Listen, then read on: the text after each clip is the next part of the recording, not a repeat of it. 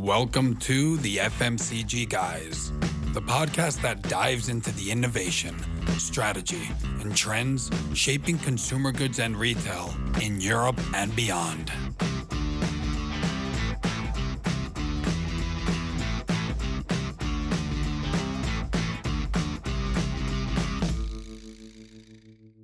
Welcome to the FMCG Guys podcast. I am Daniel Torres. When I'm not co-hosting this wonderful podcast, I'm the Director of Executive Search at Dwyer Partners, specialized in consumer goods and retail leadership for the 21st century.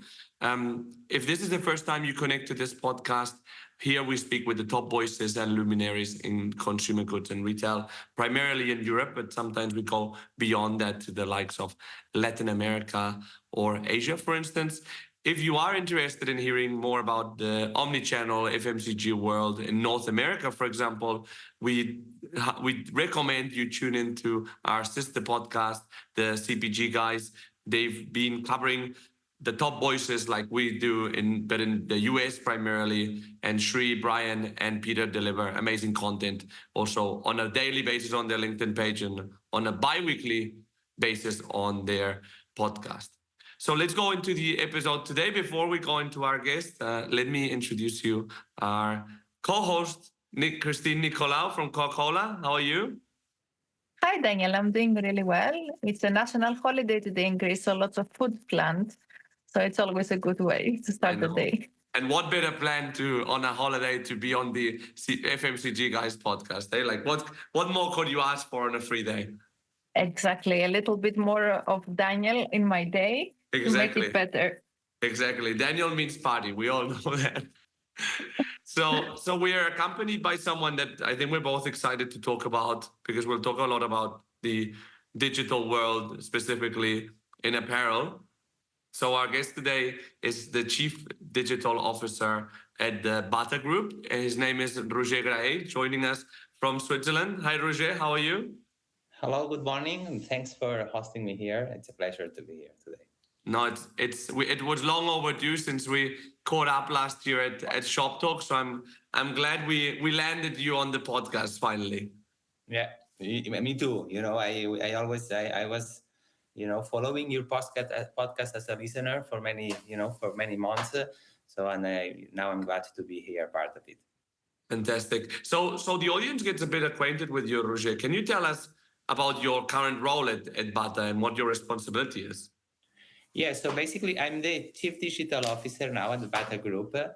Bata Group, as you know, we are a big retailer operating across many continents. So as a Chief Digital Officer, I would say that I have two big goals and two big objectives to deliver. No, on one side, we need to build, let's say, best-in-class digital capabilities for Bata. What it means is that it means building the digital assets that support this growth, but also building the operations behind this business. And I think, that's, of course, the main goal. This is, something that is very important for us as a business, because we need to build these capabilities to really capture the business opportunity that exists in the digital space. Basically, maybe to give you more details about this, I do have three big pillars to deliver. One is to make sure that the Bata.com site becomes a top shoe destination for customers. So this is, making sure that this is happening. Also, developing Bata into the biggest marketplaces of shoe destination around the world, which I think it's also a very beauty opportunity to capture. And maybe the third pillar is to make sure that we build digitalization into the point of sales, that we have more than 5,000 points of sales around the world. No, so let's say this is one side of my role. The other side, which is probably a bit more philosophical, but I think equally important, is to make sure that I build into the Bata organization digital capabilities. No, what it means is that for me, I consider that digital capabilities inside the company becomes an asset. So it's not something that we use so we can externalize. We really need to make sure that we evangelize our board, we evangelize our employees of making sure that we have these capabilities, in-house, that we speak the digital language internally in the organization. No, and for me, this second pillar also of my work, it's equally important, because then what it means is that we can create value for Bata organization on the long term. So you just say casually, I just have three pillars to deliver, plus, to change the mindset of the organization and have digital as a big part of our capabilities. And you came here because you have a really, really great wealth of experience when it comes to e-commerce. So could you please tell us a little bit so that our listeners get to know you, what your path has been, so that you end up in such a challenging and inspirational as well role? Well, in fact, as you say, I started my career on digital on the early days of digital, which, I was lucky enough, that after graduating, I made a short period of time working on the buying department of a retailer. So it really bring me understanding of the operations behind the big retailer. But then just after that, I joined at Red Cats, which was the home shopping division of PPR at that time. Now it's Kering Group. And then, I think that e-commerce, so the home shopping businesses were the early adopters of e-commerce, because at the end, doing home shopping or D2C businesses back then, 20 years ago, it was, so right now e-commerce, it's almost a home shopping business, but on with digital platforms, no? So I was lucky to join, a brand called La Redoute, which was operating mostly across continental Europe. And then from that, I started, always remaining on the e-commerce side of the retailers, working for many years at La Redoute in different European countries and finishing in the UK, which was the UK also was a very rewarding experience because the UK was probably one of the countries where e-commerce become more relevant at the earlier days of the e-commerce expansion. No, then after that I joined at lastminute.com, which was a pure online travel agency operating across Europe. And, at that time, I'm talking you about almost 14 years ago, the travel was one of the categories that embraced e-commerce faster. So it was really already a huge penetration, large volumes of transactions going on. So it was really a good field to learn about e-commerce, about customer acquisition, about building customer loyalty, and also understanding which are the drivers to increase conversion on the digital platforms. And then from that, I joined at Mango, where I spent last 12 years until a year and a half ago that I joined at Mango. And really, as e-commerce director for Mango, I really helped the organization to build e-commerce capabilities and expand around the world. And a year and a half ago, I joined at Bata, which is a very exciting organization with a very strong heritage, good understanding of the local markets where we operate, and really, I'm just working on building these digital capabilities for the organization.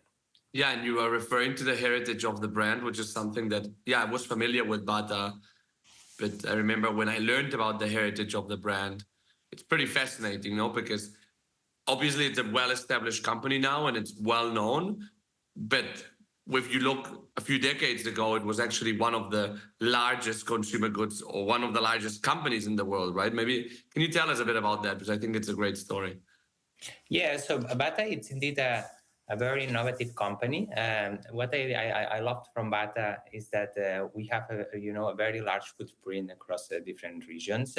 Bata was born in 1994 in the city of Slin, which is Sorry, 1894. 1894, okay. 1894, yeah.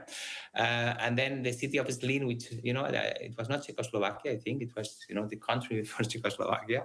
And it was founded by, our founder, Thomas Bata. I think it's a very inspiring individual because he built this company based on innovation, but also based on entrepreneurship, the company was, so it started to change the way that the shoes were produced more than 100 years ago. But not only this is that, he was one of the first, I will say, probably the first retailers who really built,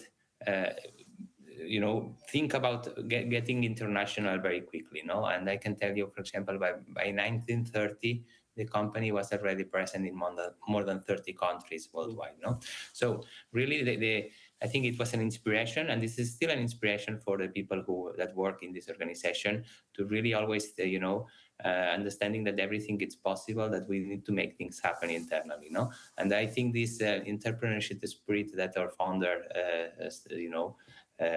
had, it has been, translated into the different generations and the different people that we work on this organization. So the company right now operates in five big regions, which are Latin America, Europe, Africa, India, and APAC, as well as in China.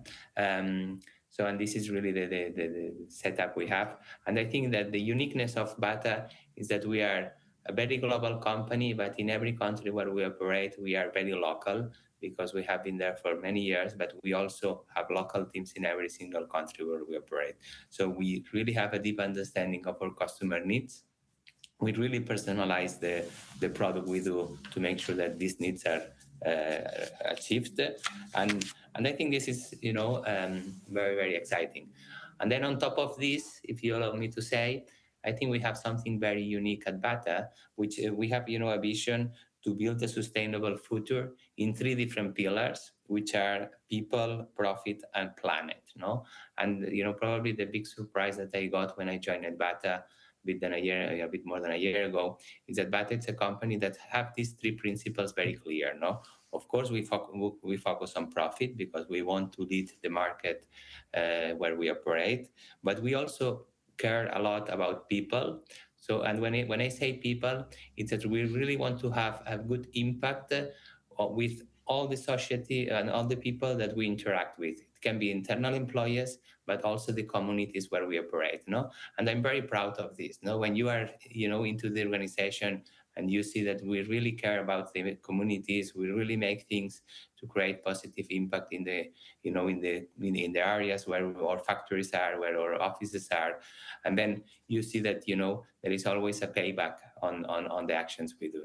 And finally, also we care about planet, so we are also conscious about sustainability, really developing using sustainable products and trying to reduce the use of water. So we also have a strong commitment to make sure that we don't have a negative impact on the planet.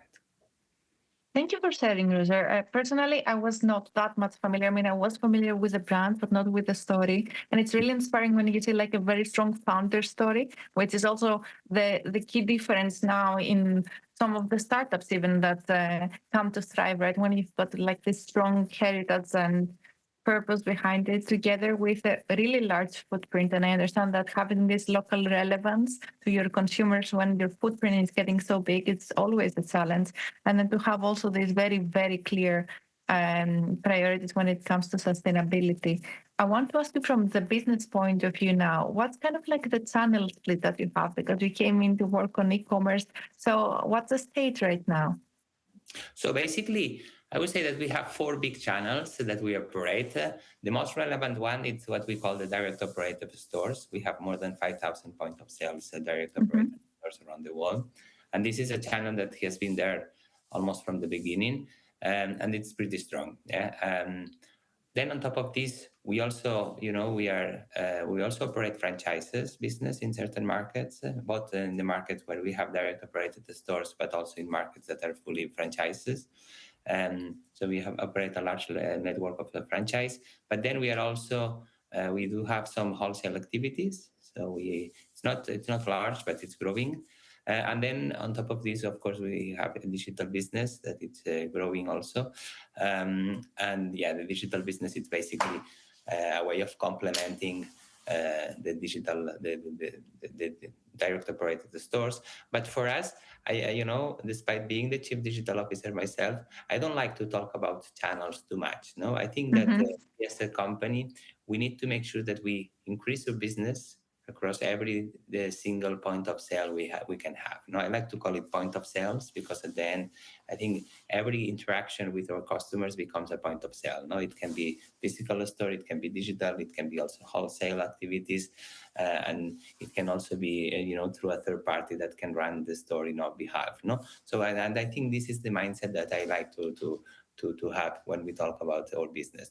Understanding what we can do to expand our footprints, to have more point of sales out there, so that our customers can interact with us. But of course, we also need to do that on a very consistent way, no?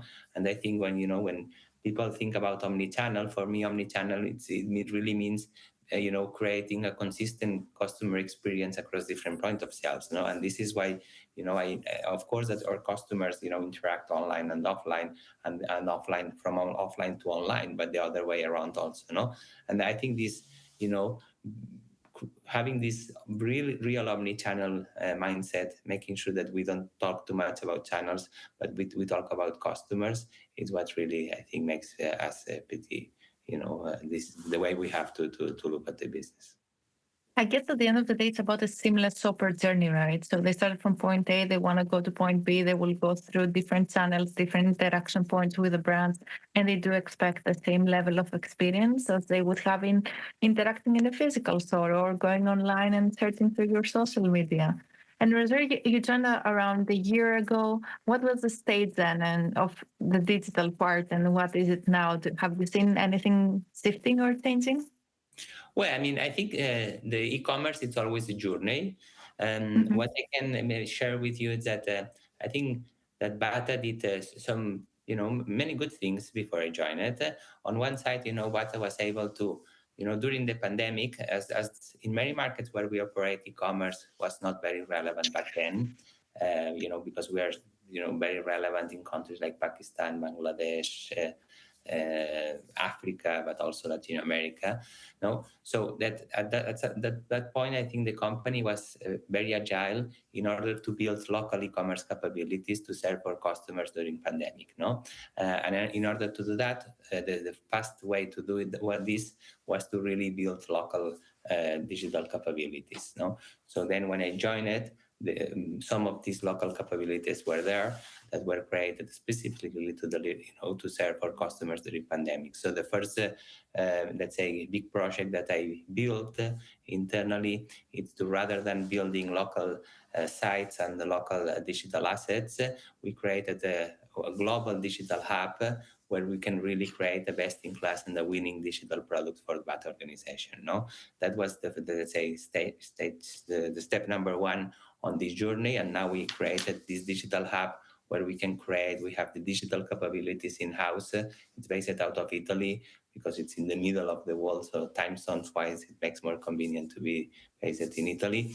And also there is, skilled people in terms of web development, but also on design. No, but we create this digital hub that it's not acting independently. Really, it's working together with the insights coming from the country in order to make sure that this global product is also very relevant locally. No, so this is let's say one of the big steps I created during this first year, and then I complemented that with two very important milestones. One is to make sure that we activated marketplaces across the world, where we make big efforts of making the agreements and making strong partnerships and joint business plan with the biggest marketplaces in LATAM, APAC, India, and also Europe. And then finally, we also completed the omni-channel capability building, digital capabilities to the physical stores so that they can use stock of the online to serve our customers in the stores. And if the product was not available, we have out of stocks products in the stores. No, and this journey was already started when I joined it, and I just completed it. So I think that's the journey where we are. No, now there is of course still work to do, as this digital product. As I was saying, it's a journey. So we have now the capabilities. Now we need to fine tune and to make sure that we evolve the look and feel, we evolve the customer experience, and we evolve the usability, which is I think a never-ending work to do. Well, it's been 1 year, so I think it feels like you've done quite a lot. And Roger, you were mentioning before that you spent a long time in Mango, which is basically a mono-brand company where you're managing your own operated stores, which sells your brand. And here at Bata, it's basically the most also predominant channel. So I was curious to know from your experience, how do you create as a vertical brand a great omni-channel experience for the consumer across online and physical stores? Well, I think that having, direct operated stores under our umbrella, it gives us a unique advantage versus pure players. No, I think that we as a company, we need to leverage these capabilities, because it's a fact that when we look at the spectrum of competitors, we have, of course, companies like us that are brands that operate with their own network of stores, but there is also many pure players out there. No, so, and I think that having the large network of stores around the world give us a unique opportunity, first of all, to understand better our customers, because we have this point of contact that we can really learn from them, but also to use these stores as small operation hubs that we can, offer a better operational experience. What it means shipping from stores, it's out there. And I think this is one of the things that we do very good at Bata, but also using these stores as a point of contact where customers can return the product if they want, but also when they can go to our stores with the product they bought online to ask any questions about the use, about how they care about this product, and also sometimes to cross-sell. It brings us the opportunity to cross-sell when they come to our stores. No, so and I think building this ecosystem where online and offline work together to enhance the customer experience. This is what brings us, being a retailer with our own network of stores. I think we have this asset that we need to leverage, and we need to also use it to make sure that our customers are, we offer them a customer experience that probably a pure player will never be able to match. I'm very keen to understand more about what trends you see as you get to learn from your shoppers and customers across the vertical and the omni-channel. So I am also shopping a lot online, especially fashion, and I see a lot more personalized items being offered. Like here, you can put your monogram, change the colors. Do you see that personalization is kind of like a prevailing trend right now, or is this something that's more circumstantial? So I think personalization, it's a very strong, it can be very strong, mostly on iconic products. So when I see the power, of course, everybody likes to be unique. No, this is, I think, a human being. No, so and then what it means is that personalization, by definition, can be valuable for customers.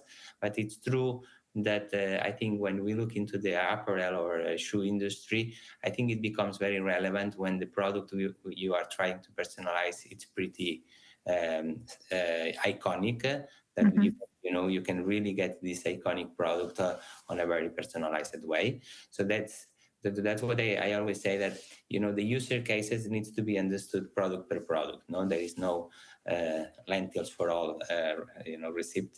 So, and I think that personalization, it's a good. Of course, it brings certain complexity on the operation. So you need to make sure that you build something that you can escalate, because otherwise it's probably not really worth it. But yeah, I think it's a good opportunity.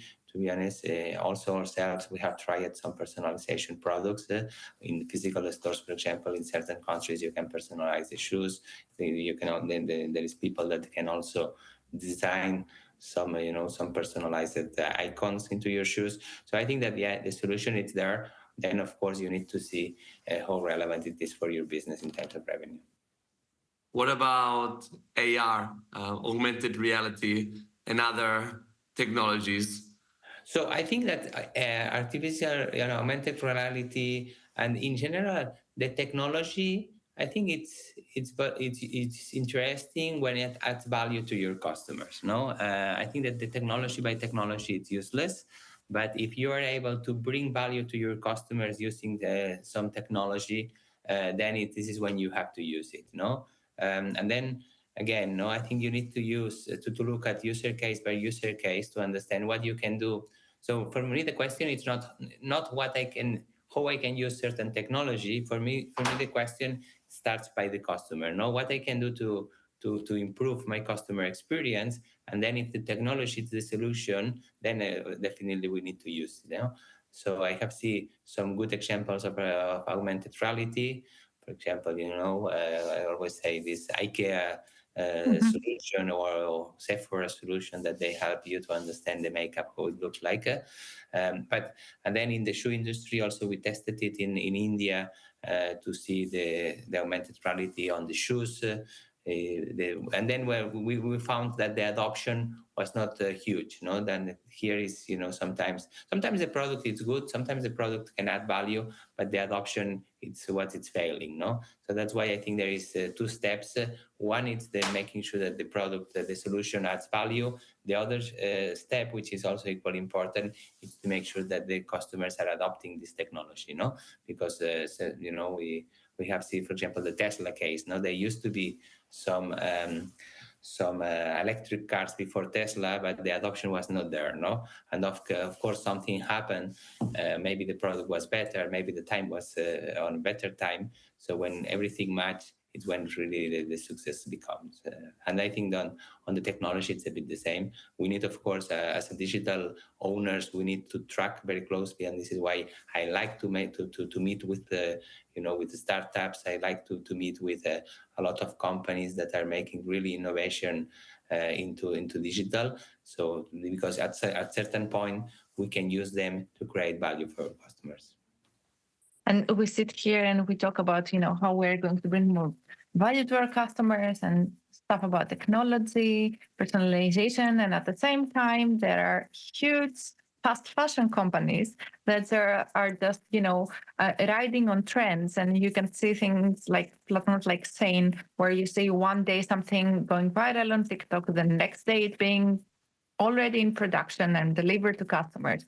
At the same time, you have all these big consulting companies looking at the future of retail, what our customers want, and they all say customers are more aware about environmental issues and they care about sustainability. So it's a little bit conflicting. And I would love to hear your point of view, Rosa. How do you see the trends evolving? What should we be expecting? So what I can tell you is that our view regarding this. What I can tell you, for example, is that at Bata we are very committed on making a sustainable future. I was talking about before about this four P's. People, environment, Profit and planet. Profit, and planet, So, and this is our vision, Of course, that there is many different ways of doing business. You mentioned Shane, as I think they of course they do some good things. That they are also very strong on capturing the trends, on really producing many different SKUs at one point, But when we look at specifically, I cannot comment about everything that is out there, but we can comment about our principles, One of the things that I was highlighting at the beginning is that we are very relevant locally. So what it means that we also have the capability to build things locally to deliver to our customers on a very sustainable way, because we have local production capability in many countries where we operate. What it means is that for us, making sure that we have this planet, let's say, vision in everything that we do, it's for something relevant. We are also really very willing to innovate. When we talk about this profit principle, of course, that profit means being very strong, being leader in everything we do, and of course innovation on product it's key on this journey for us. So what it means is that we of course try to develop the best-in-class local products through innovation. Also, you mentioned following the local trends and the global trends also. And this is, so this is a bit of our approach, being very innovative, making sure that we meet our customer needs at a local level, bringing them innovation, bringing them style. We have the internal campaigns we use. It's always comfort with the style. What it means is that we want also to deliver comfort because when you are selling shoes, comfort it's primordial, but we want to do it following the latest trends. So, and I think this mix of making sure that we deliver the right product at the right time with the right style, with the right trends, it's also something super important to reach this goal of profit that we are talking about. Mm-hmm. And what about, so we've seen, for example, Nike very notoriously, maybe a couple or 3 years ago, making a big statement of we're gonna make a huge bet on direct to consumer, aka own stores and own online, and that's going to be detrimental to wholesale customers. So we're going to stop. We're going to like retire our product from a lot of third-party retailers to really focus on our own channel. And now they've gone back to that and really making another big bet on selling through other retailers. How do you see that equation evolving, especially as someone that's seen? And well, now you're managing own retail, you're managing wholesale. I know that you also, as a group, own some retailers, some like multi-brand retailers. So I think that you have a unique point of view on that. Yes, to be honest, I cannot talk on behalf of other companies. No, I think that everyone might have their own decisions. But what I can tell you is that for us as a business, I do believe that growing all the channels and capturing the opportunity that are out there across the different channels, I think that's the way forward. No, for also for me as a, let's say, as an executive at Bata, I do believe that why you can, I think that if the channel is consistent with your brand proposition, why not capture this opportunity? For me, a brand, it's all about consistency, and I do believe that as far as you keep this consistency in all the channels where you operate, I think you should be capturing this opportunity, either if it's wholesale, franchise, e-commerce, or direct operated stores. But for me, what's really important is to have consistency. As far as it is consistency, I think the channel opportunities are out there. Of course, I always say that there is many ways of doing business, but I think that the key to build a successful brand is the consistency on the environment that your brand have presence. And I think that you can keep this consistency. Probably, I always use the example, of in the Middle East, where most of the big brands are being franchised. So, and then of course you might find someone that say, no, I don't want to franchise because they don't treat my brand well, And then, when you go to Middle East, you realize that you have some of the best brands in the world being fully franchised and operate very successfully. Yeah. Well, because I think the reason why it's because they are very consistent on the way they operate. So I think that when you apply this principle across every channel where you operate about consistency, we will talk also about omni-channel, which is bringing this consistency across channels, and then I think your brand should be able to grow in multiple channels. And I think that if you keep this principle of consistency, the channel's opportunity should be everywhere. I can also, you talk about wholesale. For example, when you travel in business class, sometimes they give you some samples of different products, cosmetics, and this, I guess, this cosmetics has been sold on wholesale, but they're still, I think, very consistent with the brand, with the high-end brands. And then it may happen that from this business opportunity that they are capturing, they are also capturing new customers, because I think that also for brands, it's very important to increase what I was telling at the beginning, the point of sales. Christine, it's a good example that I always love it, which is Coca-Cola. Coca-Cola, it's everywhere. You can go to the gym, you get Coca-Cola. You go to the club, you get Coca-Cola. So you get on a barbecue, you get Coca-Cola. So, and I think this capability of being where your customer are, I think this is also applicable to the channels where the business is operating. I love that throughout our conversation so far, there it's always about the customer, and what doesn't matter how we come up with a question to you, it always turns from the perspective of the customer. And at the end of the day, I guess this is the essence of it, right? So how do we make our customers' lives better? How do we provide solutions that they need and we add value to them? I'm very keen to understand what's your picture of success. Like, if you can take this e-commerce business and take it exactly as you want it to be, what would be your ultimate goal?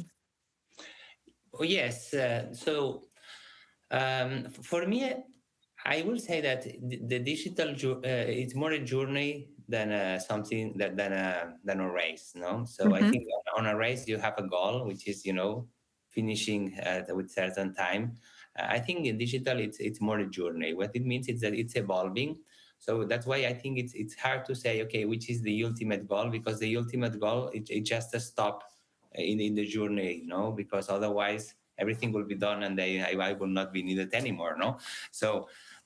And that's why I like to talk as it's an ongoing process. Of course, we need to you as a leader, we need to define short terms, mid terms, and long terms, because then we understand what we are heading at. No, and I think that's probably more accurate rather than calling it, one single goal that I unfortunately I am not able to deliver. No, but when I look about the short term, mid term, and long term goals, then of course we can say, of course, on the short term we need to make sure that we operate efficiently our channels, and then we also make sure that we in the midterm we deliver this digital experience across the best in class, to make sure that we really become the shopping destination in the markets where we operate for shoe business.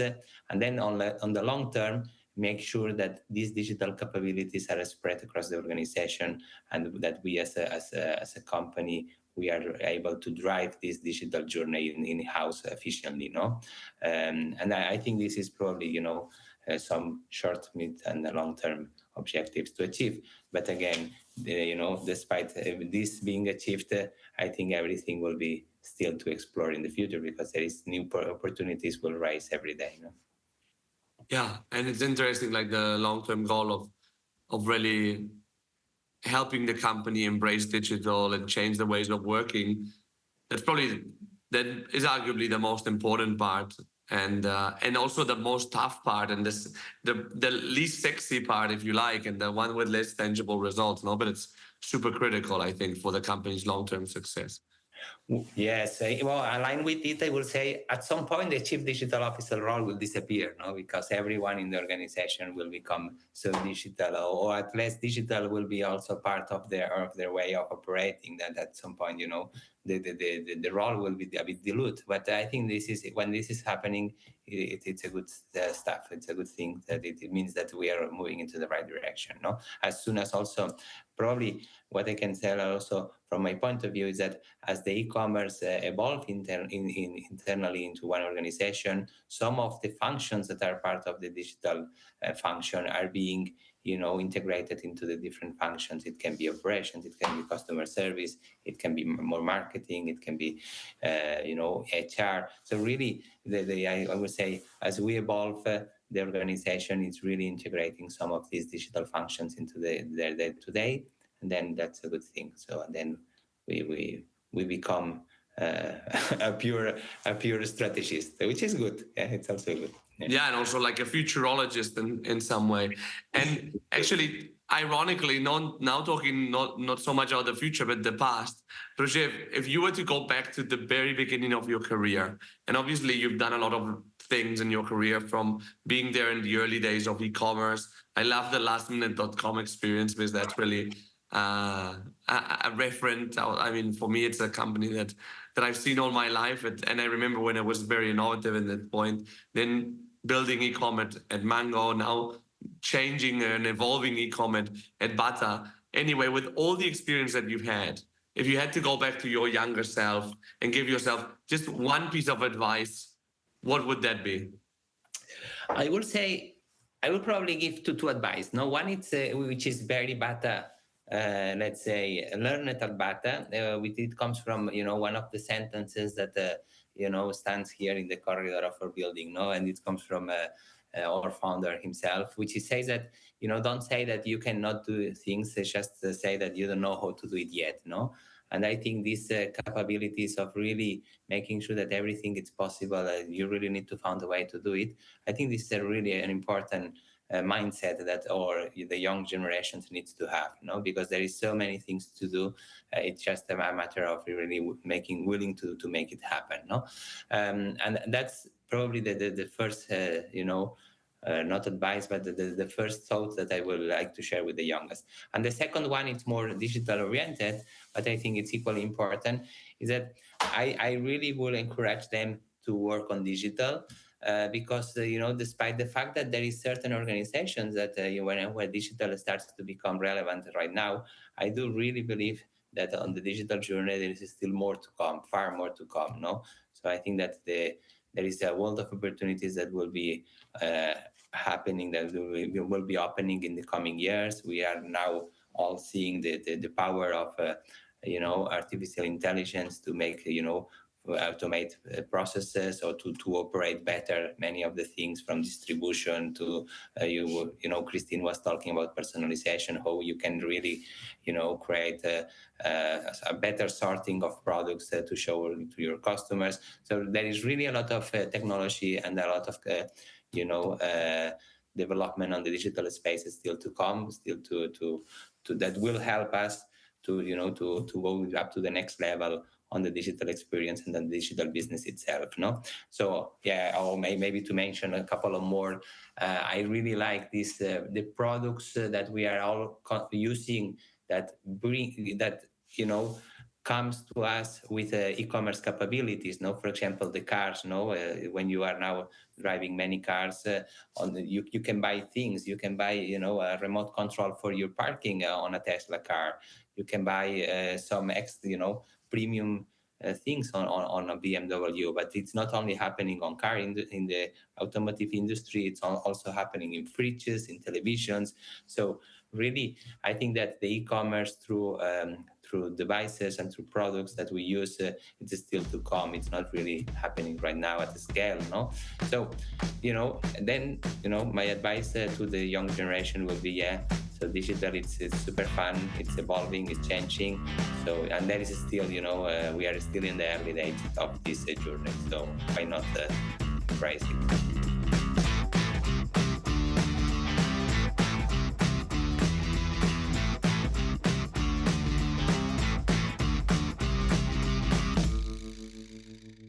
This was Roger Graell, Chief Digital Officer at Bata. Christine, Nicola, what are your conclusions? Well, before we go to conclusions, I have to say I'm very impressed with Bata and their heritage overall. It's like one of the brands that, I might not have been interacting with so much. So I was very positively surprised to learn about everything they're doing, as well as their 1894. That's a lot, right? It's a long time ago. Yeah. Before, so basically, I think he said Czechoslovakia. I don't know. I think that may have been under Austria-Hungary at the time. So imagine. Yeah, the empire, right? Might be. But also their business model is quite interesting. The fact that they have the directly operating stores. We also have a franchise network. They do wholesale, and then they also have the digital part of their business. So it's truly like end-to-end view that the Roger gets to have on how omni or multi-channel business is being built.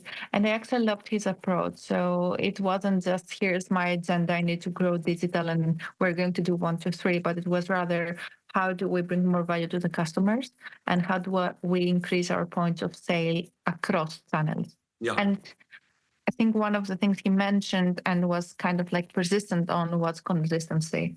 And I really love that. So when you talk about the experience, which is a buzzword, right? Everyone's about the omni-channel experience nowadays, but it's really about having consistency in all the touch points you have with your customers. Yeah, consistency, which I think ultimately also means like long-term strategy and long-term thinking, and not really like sticking to a plan instead of like, because you have a bad quarter, changing your idea and changing your plans. Because ultimately what happened with that is that you're sending strange messages to the customer, right? The consumer. Yes, well, you do need to stick, but on the other hand, you also need to be agile. Yeah. So we also, what happened with the pandemic, we also mentioned it during the conversation, right? So you need to be able to adapt, but you need to stick to your core principles. And that's what's going to hold you true to your customers as well. What are your values? How do you operate, for example, the local relevance part, or the way that you're committed to people in the environment? These are the things that you need to be true to, no matter what the external circumstances are. Yeah. One other part that I thought was interesting was like around tech, which he mentioned, like, yeah, ultimately something can be like really good tech, but how much value is it adding to the consumer? And that goes with everything, right? Like you can be doing like the best clothes in the world, but if you're not communicating that and you're not satisfying a need, it doesn't really it's not going to give you many results, right? So I thought that was an interesting one as well. Super interesting one. And I also loved that he brought up the example of Tesla. So some things have to do with the actual value that you're bringing to the customer, and some things also have to do with timing. So there is this famous graph, which is called about bridging the chasm. I'm not sure how to pronounce it. How do you go from the early adopters to the actual mass population so that you can actually say that this is something that's bringing value across different customers? And sometimes timing is also going to be part of it. That's why, as he said, it's important that you're aware, you're in touch with all the different startups making waves in the tech spectrum, and you figure out when is the right time to bring more value to the customer, solving issues that they actually have in their lives. Absolutely. Well, thanks, Christina, so much for joining. Thanks, Roger, as well for joining us. And we'll see you in the next episode of the FMCG Guys every Wednesday and every Saturday. Have a great day.